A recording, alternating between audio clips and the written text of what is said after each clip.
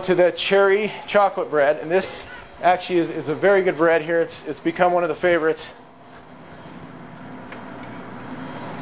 And it is very, very simple bread. And all these things are so incredibly easy, and you saw how long that took to make.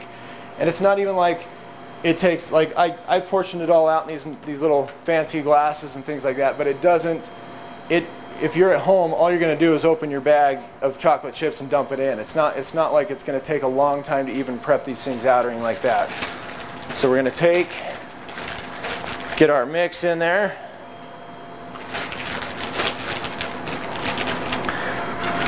And this, I mean, if you want to add nuts to it, you can add nuts to it. If you want to sprinkle it with coconut, or I mean, just pretty much anything that you can think of. These things are so versatile as far as what you put in them and what you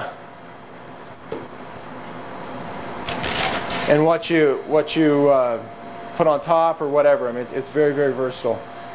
And once again, I'm adding the water first with the mix, and that's if you're using a beater. It's best to do that so you're not sticking your products in there and really chopping them up and things like that. So this one, in fact, actually, I'm going to show you a step here. I'm going to take our cherry extract. I'm just going to add it into the water. Just kind of maybe rinse that out a little bit in there and get all that flavoring in there. Brian, yeah. These essential oils that you can take it internally, how much would you use? For the essential oils, I found that those are very strong. Right. As far as, oh, she was asking if you substitute out extract for essential oils. And the essential oils, I just find are very strong. So you're probably just going to have to play around with that. But I mean, I would start to make that equivalent. I'd probably start with like 3 drops. Probably is what I would try first. But we'll mix it in there so you're not having a spot of cherry and this spot of water, and trying to mix everything together there. So we're going to get that all mixed in.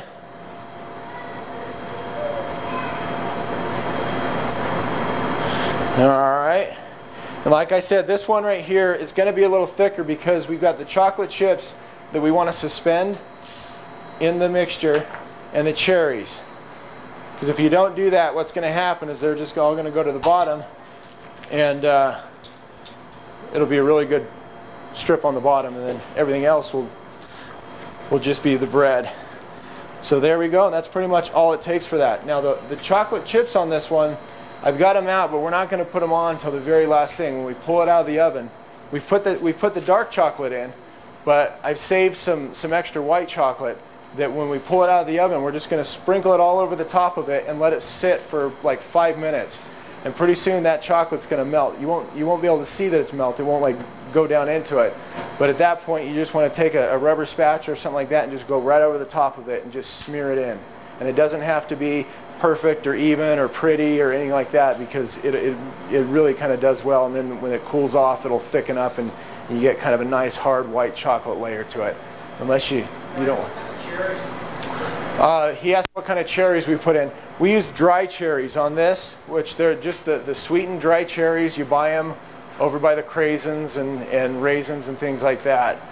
You could probably substitute out cherries, canned cherries that weren't in pie filling. You could try it with the ones that are in pie filling, but maraschino, you could do that. Wait till you taste this though with the chocolate. This really, really pairs well with the chocolate. It gives you a really nice tart cherry flavor, and then the chocolate really goes in well with it. So. No, because we're adding it to a mixture. He asked if we have to soak the dry cherries first.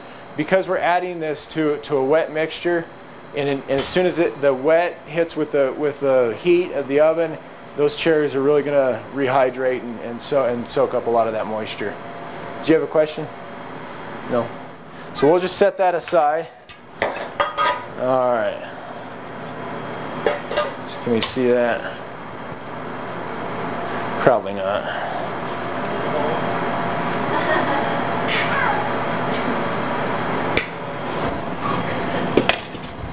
All right, and into the oven. And these are all going in at 375, and they take about 30 minutes to cook these out.